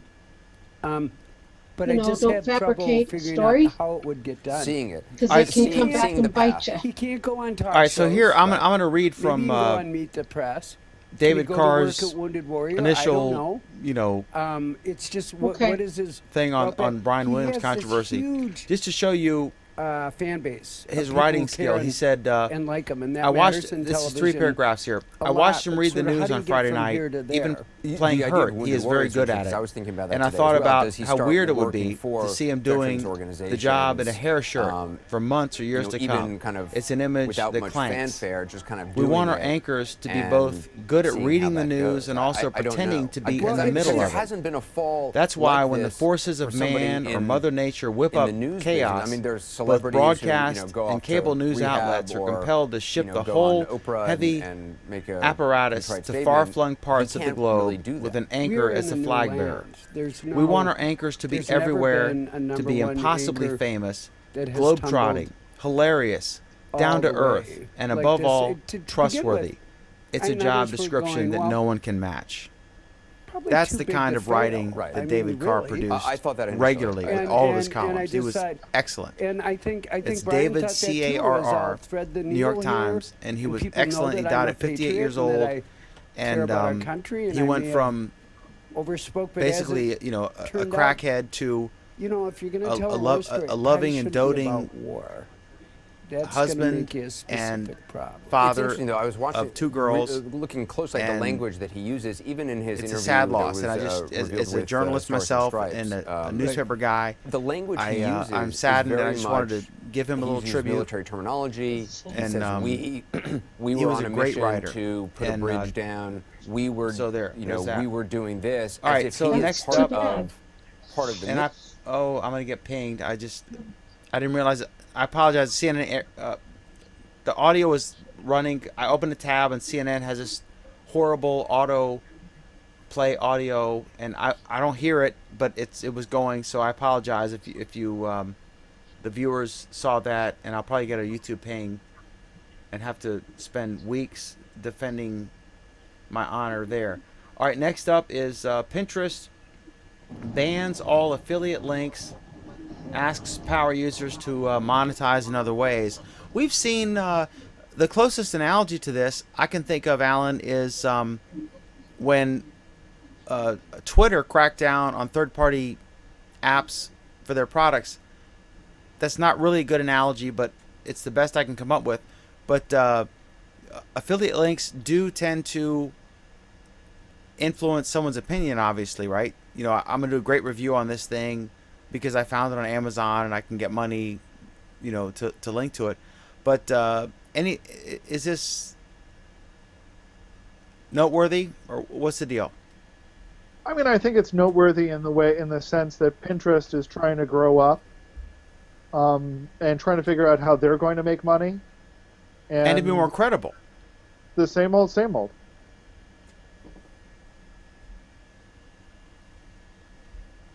All right, so Kevin, anything on that? You good? All right. I'm good. All right, next up, Republican FCC Commissioner responds to Chairman Wheeler's net neutrality plan. Alan, I wanted to get your any thoughts on this. The commissioner, the chairman of the FCC, has put out what is being billed as the Obama net neutrality plan, right? Because the Republicans want to throw the Obama word out there. But really, although clearly he has influence and may have written it, for all I know, I have no idea. I think there's going to be some congressional hearings next week on this, on the influence the White House may or may not have played in this. But the bottom line is, it was Tom Wheeler's plan. So what do you think about the Republican response? You know, is there some merit to it about this concern of, I'm totally for net neutrality, and I've looked at Tom Wheeler's initial statement, I've looked at the plan, and I'm 100% for it. But at the same time, let's be fair and say, is there some merit to concerns about government overreach and potential negative downsides to that plan? What do you think? I think there are always some concerns, and I think some of them are legitimate concerns. However, the question is, are those concerns valid when weighed against corporate self-interest, self-preservation, and corporate malfeasance and overreach. And I think in this case, what we've seen pretty clearly is, if the corporations could act honorably and honestly and in a valid competitive environment, then we would see legitimate actions from them. But we haven't. They have been underhanded. They have not worked in the consumer's best interests. They have been anti-capitalistic. And because these companies have screwed us over, the government is in some ways being forced to step in and act. I would correct you only to say they haven't been anti-capitalistic, because monopolistic is not necessarily incongruous with capitalism, but they've been anti-consumer, in that there's nothing wrong with Yeah, okay, I'll buy that. I don't feel like quibbling with you, Dan. there's wow. Hang on, let me grab a pen. So I mean, the bottom line is, and I made the analogy to pipes. It's about pipes. Pipes to your house, the last mile, your electric company, your gas utility, your water pipe, all that stuff, your internet, your back in the landline days, your phone company. It doesn't make sense for multiple companies to lay that last mile, because that infrastructure is very expensive. To lay the infrastructure, you can, on a broad neighborhood scale, is less expensive. But to actually go out to each home, especially the guy on the hill, is very expensive. So that's the reason why, historically, if McDonald's opens up and then Burger King decides to open up next to them, there's no antitrust concerns, or there's no like investigation about whether this is unfair competition. But when you're dealing with, is it practical to have 17 different gas lines or electricity lines to your home and to everyone's home and every apartment? No, it's not. So those are de facto monopolies. And I say de facto because in most cases it's legal but impractical for multiple companies to do so. So I think it makes sense for the government to weigh in, and that's the only thing that comes to mind. There may be others if I had to sit down and think about it, but I think there are rare occasions when, while I'm generally against burdensome overregulation by the government or whatever, or regulation by the government, nickel and diming, in this case, I think it makes sense. And the bottom line on this is, if Congress thinks it sucks, they are free to pass a law, because he is only interpreting and enforcing the 1996 Telecommunications Act. And if Congress thinks they have something better to offer, they are free to do so at any time. If they can come up with a reasonable bill that passes both chambers and gets signed by the president, then that would supersede and Chairman Wheeler's actions. But barring that, I think that he is basically following the president's lead, in that after several years of a Congress that was hostile and not passing anything, and that he's going to take executive action, and then throw the ball in the Congress's court and say, if you have a better idea, pass it, and I'll sign it, and it'll become law. But in the meantime, we're going to do this, rather than do nothing. Okay, next up is Apple just fired a shot at Google Apps and Microsoft Office. I have not used any of these Apple things. This is sort of Apple's answer to the Microsoft Office suite and Google's Docs and Sheets, etc. Their cloud-based offerings. And they're going to tell us what this is about, Alan. I don't know, because quite honestly, they announced that they had a web version of their Office suite, 6 months, a year ago? If they're saying they're finally releasing it, okay, that's interesting. But I think it's free now. I thought it was free before. Maybe I don't understand anything. Maybe. I mean, I didn't read this article. From but- when I'm reading, I'm not familiar with a lot of Apple products, but from when I was been reading, iWork sells for about $80. At least that's what they were doing previously. Okay, so the deal is here is I thought iWork was included with OS X, and I'm looking here. Apple's opened up a public beta that allows anyone, a PC or a Mac, to use the cloud version of its Office Productivity Suite free via a browser. You'll have to have an Apple ID, and anyone can create one. You don't have to have an Apple device. So I guess that's the distinguishing characteristic here. You just point your browser to beta.icloud.com, and iWork includes, this is a Business Insider article here, includes a standard set of Office apps, a word processor, spreadsheet, presentation software, and it lets multiple people work on the document at the same time. So there you go. It's It sounds- noteworthy, but it's not revolutionary. I mean, this is just an obvious response to the, I guess, Microsoft's moves of late, right, Kevin? It feels like such an afterthought. It doesn't feel like it's getting a major push. It doesn't feel like they're talking about any certain feature that's really awesome that would differentiate it between itself and Google Docs or itself and Microsoft have you ever Word. It's used just- it? No. Oh my God! You look at it for 30 seconds, and you think that Google Docs was written in 1987. It looks great. It looks great. It's feature filled. It's serious. I mean, really, it makes Google Docs look like a joke. Okay. Now, I take it all back. I don't know if the web version is doing all of that, but when they demoed it, the web version a year ago, it looked like the desktop version, Wow. and it looked pretty kick-ass. I mean, the only good thing about this, from Google perspective, is maybe Google will actually start taking this product seriously, because they sure as hell haven't been before now. God, I hope they would get serious on it. It would be nice. And I will say that I find myself 2 years on, because Alan and I have had this disagreement about like Word or Open Office or what have you, some desktop version of an application compared to the online version, and they have gotten better. But it seems like Alan's absolutely correct when Google has not been taking this seriously, and they may now, because there are many entrants who are providing good products.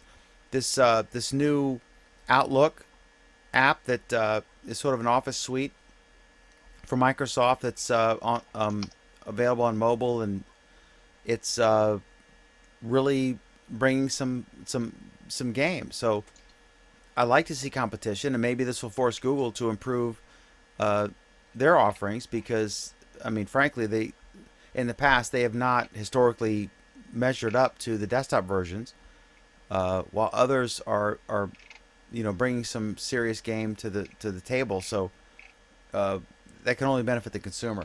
Okay, next up is the Apple is reportedly hiring car experts for a secret project. This could be like a mini Google X version for Apple. I mean, it may or may not amount to anything, and it could be bluster or maybe a carefully timed leak. But it is really interesting to see so many companies interested in driverless technology, in electric cars, and so on. And I think that's obvious. I'm sure all of us agree that that's great. I mean, the more players, someone's going to emerge as the next Henry Ford and figure this out, how to do it, and do it at a price that consumers can afford to make it mainstream. Because for many reasons, it makes sense for us to be able to use renewable energy to get us from point A to point B, and for us to be able to get drunk drivers off the road and imagine a fleet of Uber vehicles that didn't require drivers, and it would just take you from point A to point B without someone having to do it, and it would do it so safely with no accidents. I mean, my God, this is an obvious thing. Any thoughts on this, guys? Apparently, it's Apple Week. Our show this week. All right, so that went well. Next up is Netflix is going to spend $5 billion on programming in 2016, more than everyone except ESPN. So I think that's interesting because being in a dying industry myself, a newspaper publisher, I'm even dying worse than the broadcast industry. Kevin, you're sitting a few miles away from CNN Center, one of the great standing on again, off again cable outlets, right? When all hell's breaking loose and wherever, then CNN's number one, and when there's no news, they're not, because they're actually doing news and not doing opinion. What do you think about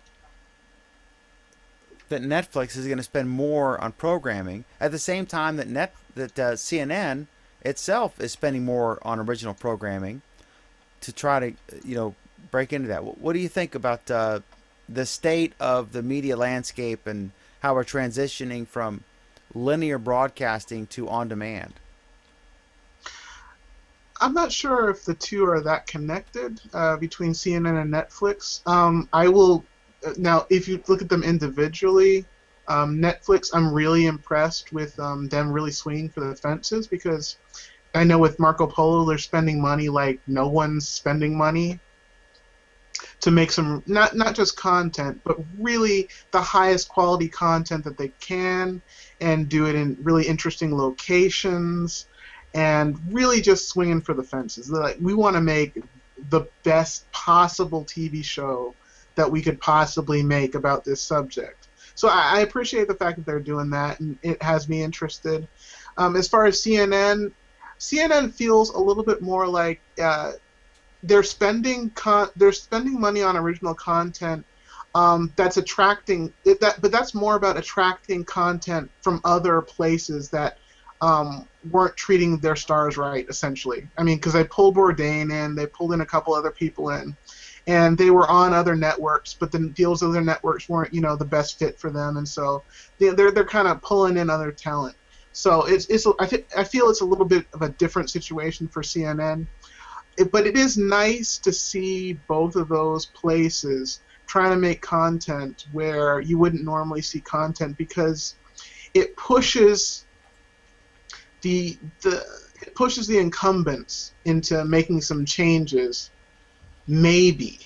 I don't think they're going to make really huge changes, but it encourages them to think about making changes that I don't ultimately think they're going to make. But it encourages them to change things so that there might be content put out there that more people could really consume in a different way than what's going on now. It encourages them, I think, to think more about letting go of just trying to be on TV and trying to integrate it more with different media, a little bit. All right, cool. So, and also it's exciting to see a bunch of 20-somethings with DSLR cameras to be able to premiere a pilot with almost no funding and be on an even playing field with the big guys and let the most compelling story win. It's kind of like the YouTube for broadcast, if you will. So I think that's really cool.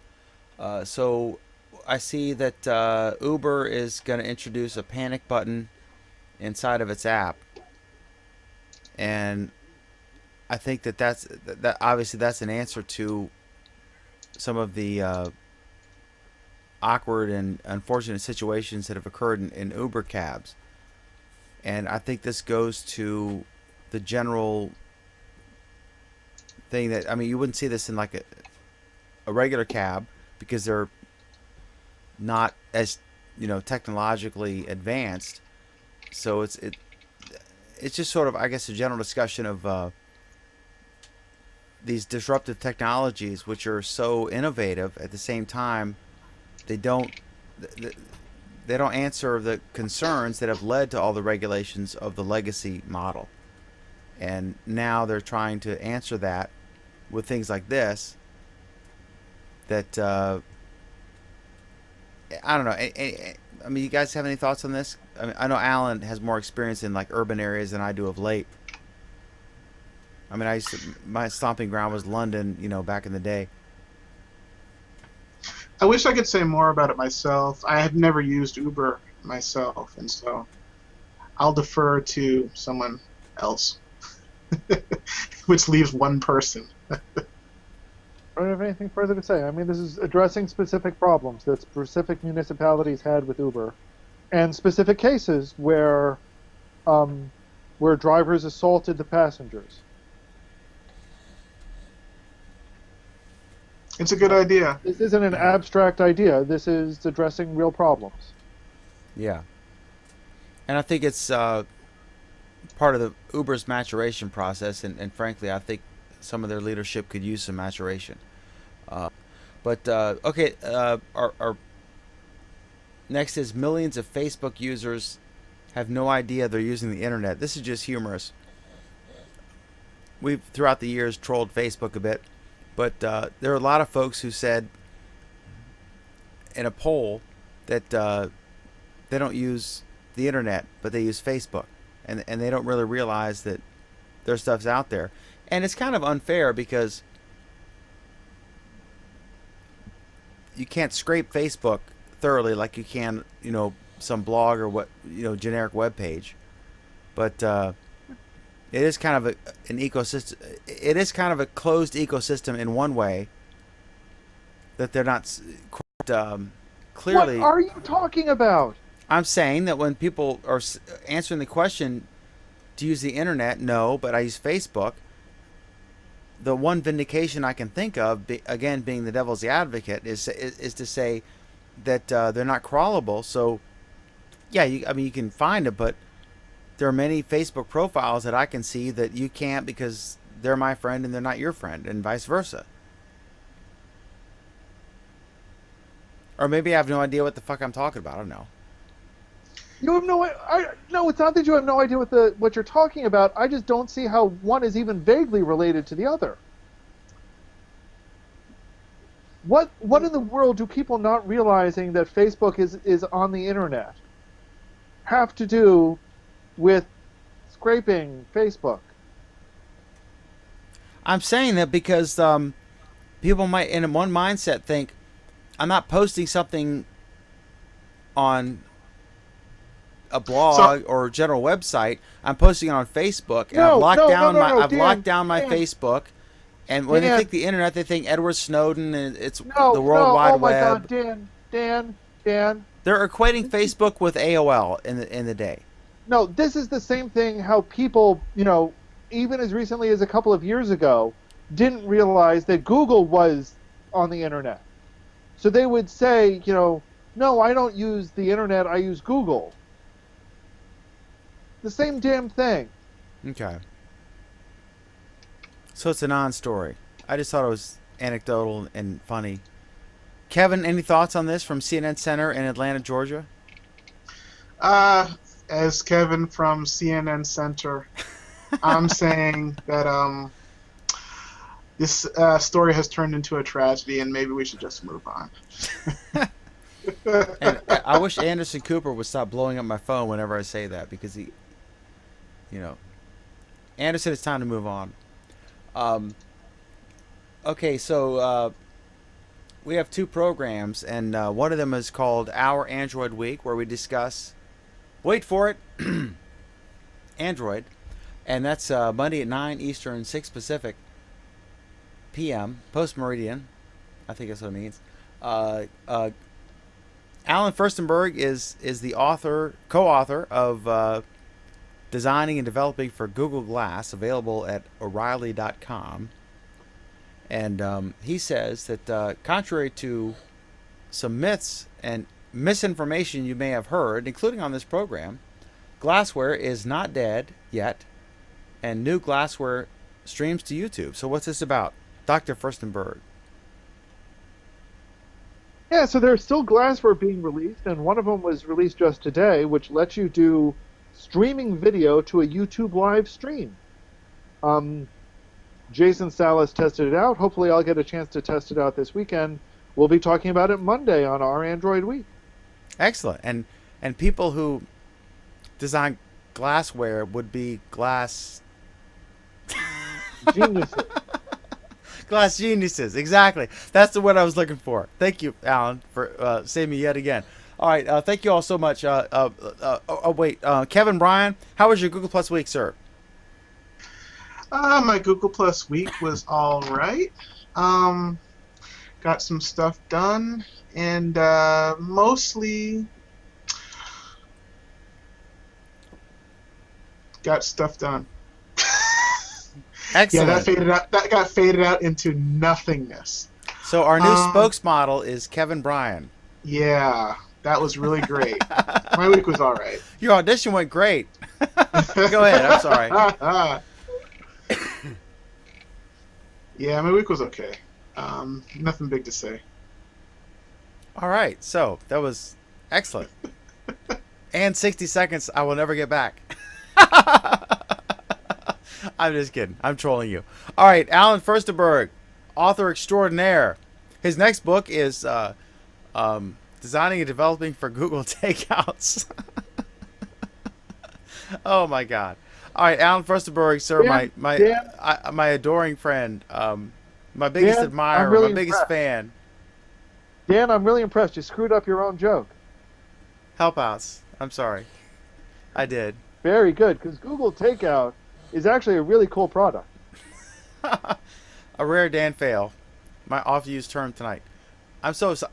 I had to go to 2 government buildings, and I swear to God, I'm not making this up. In one, I went in, and I was discussing something, and the woman literally started crying and said she would be sure to go to church the next weekend. And in the other one, it was so packed that we left. And that was like it was like a 6 a.m. day. So I'm kind of a zombie right now, even more so than usual. But Alan Furstenberg, this segment is all about you. This next segment, this next block. Tell me how was your week, sir? It went quickly, actually. It was good, but it went pretty quickly. I've been playing around, as you've probably seen a couple of times this evening, with the. I may have inadvertently noticed by accident. Oh my God! With the Google, the new Hangout effects. I've been playing around with them, and some of them are pretty nifty. Some of them are just bizarre, but they've been it's been fun playing with them, learning new stuff because and although we announced it several weeks ago, this was really the first chance I had to play with them, and as usual it breaks again as I try to use it. This is the first chance I've had to play with them, and I'm really excited about the potential of where this is going to be going. Because some of the things that we'll be able to do with them immediately are pretty cool. And with a couple of additions, I think some other changes are going to be even better. And hopefully those changes will be coming soon. This is actually something I imagine they're going to be releasing, if not at I/O, shortly before. And I think there will be some really cool examples of them. There you go. You got to work again. It's a different effect this time. We want to thank you all for watching. This program is called Google Plus Week. We have 2 programs. The other one is called Our Android Week, where we discuss Android, thus the name. That is at 9 p.m. Eastern on Monday nights. Every Monday, 9 Eastern, 6 Pacific. What time Pacific, Dan? 9 Eastern, 6 Pacific. Also, we have this program. my god. Oh my god. The metamorphosis into Max Headroom is complete. No. This isn't the Max Headroom one. That Gerwin did that one though. It's pretty impressive actually. And we adore Gerwin. That's freaking me out, Alan. So I'm glad, Dan. And this program is called Google Plus Week. It is the longest running show on Google Plus, where we've had multiple vice presidents of Google here, and I still get trolled by Google and YouTube, but that's a whole separate story, which I will not share with you. But anyway, so thanks for watching. We appreciate it. We're here every Friday at about 8:30 ish, more or less. Every Friday, 8:30 Eastern, 5:30 Pacific. We want to thank you all for watching, and the comments were great. Are there any epic comments you want to highlight, Alan? I've neglected that because the app is broken, because the API is broken. Hello, Bez. Anything you want to highlight there? No, I haven't looked at the comments this evening at all. Oh my God. So that's a fail. Okay, so That's your job, Dan. howdy, Mr. D from Ace Fan Raoun. Howdy, John R from Ace Fan. Richard says, I only shoot film. It's a Zen experience. And in 50 years, my negatives will probably still be around. That's referring to our interesting topic about Well, here's the digital interesting rot. Go ahead, thing. You Alan. hope so, but we do have issues about movie. The earliest movie stock that we have is all destroying itself, and there's a rush to transfer it off of the old nitrate film onto safety film before it all deteriorates. One. Two, we've got to remember that the negatives from late 60s, early 70s color photographs, not just the prints, but the negatives are also destroying themselves because the processing that we had at the time wasn't good enough. So it's not physical media isn't perfect. Unless you're going to start chiseling it into clay tablets. It's done. So you Yeah, And even that's not perfect. Go yeah, ahead, Kevin. we're in a race against time as far as archivists go. There's a lot of material that's just fading away, and like you said, even going back to like important information, like the information about the moon landing. I mean, we've lost some of that information, and it wasn't that long ago. So it's very weird. We need to figure out some way fast to save this data before it goes away. Okay, so we're in big trouble because there's like 37 comments here. Oh my God, and we've neglected them. Okay, so all right, so Pam Adger. Oh my God, it's like watching Max Headroom.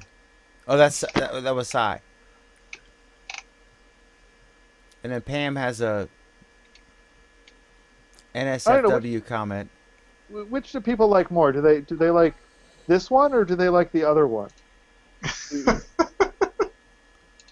Go ahead, By Alan. both Say you mean something, Alan, neither, so and that. I love it. All right, so What was that, Dan? there you go. Yeah. Wow. Let me add something from Pam. She pointed out when I mentioned probably that I didn't get a flu shot. She points out that the flu kills about 50,000 people per year, so it's still good to get a flu shot. All right, do me a favor. Any other comments there, Kevin? Are you looking at the Google Plus post? Yes, I am. Okay, go ahead. Please read them out. Take your time. What have we got to do? And there's been some mention of something called Alan is Right, which I'm sure Alan will be happy to hear. He hates that. That's his worst thing. And Pam also points out that digital archives don't have an analog fingerprint, so it's almost impossible to determine if something was deleted. That's a really serious problem. If you have a file, we need to know some way that it was altered. If we don't know that, then we don't know that it was changed. And especially since this data is centralized, we don't know if it's gotten altered. So, and that one altered document will go out to lots of different places. So that's a big concern. Also, we the same issue. Pam also bring. I'm going to Pam a lot. She's bringing up the point that the same issue that we're going to have that we're having with Samsung TVs, where they're listening in, we're going to have with our thermostat, a fridge, or anything that's automated. So the same talk that we're having about whether a Samsung TV might or might not be listening in and transferring that data to third parties, we're going to have that talk about lots of different products that we make. And so the question is, what is the trade-off? We want these Yeah. new things, and everyone's on social media, and everyone's connected. And what is a fair, reasonable thing versus an intrusion on privacy? And have we defined those lines yet? And have we defined the devices that it's, you know, when you go to Lowe's to buy a thing, you know, a wrench, and you don't sign any terms of service agreement, right? You just like give them $6 and buy it, versus downloading an app where there's some terms of service you don't read, right? None of us read them. So are we blurring those lines? And that's a whole thing. Yeah, we don't have a good way to have a national conversation about those issues. In general, we don't have a good way of talking about these things without having some, you know, if some host of a talk show doesn't decide to have a talk about it, we don't have a good way of talking about it as a nation in general. That's really the bigger issue, in my opinion. How do we know as a nation, well, you know, how much privacy that we want to have or not have? I don't know. Anything else? I think that covers it. Thank y'all for watching. We really appreciate it. I am Dan McDermott, the shortest among the group, and your esteemed host of the mostest asbestos program on Google Plus and YouTube Live. We really appreciate you watching. This program is every Friday at 8:30 Eastern, 5:30 Pacific. It's called Google Plus Week, where we discuss the latest news and tech and basically yell at each other. Especially Alan. He's kind of grouchy. But he wasn't as grouchy tonight. He was kind of on good behavior. We're You kind of actually worried. had decent topics for once. Oh wait, you didn't actually add any topics, did you? We're kind of... Oh my God, we match. Oh my God. Fire freaking show to notice this? How awkward. Look at our matchingness. Our matchingness is...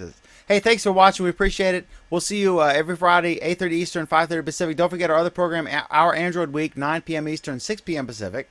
All these times are relative, right? And there's Alan. Quick view of Alan there. He's... Yeah, we matched, Dan. I don't understand. He's using the Helpouts app there, and I don't see what the problem was. It looks fine to me. Anyway, thank you all for watching. Until next time, have an awesome, epic Google Plus week.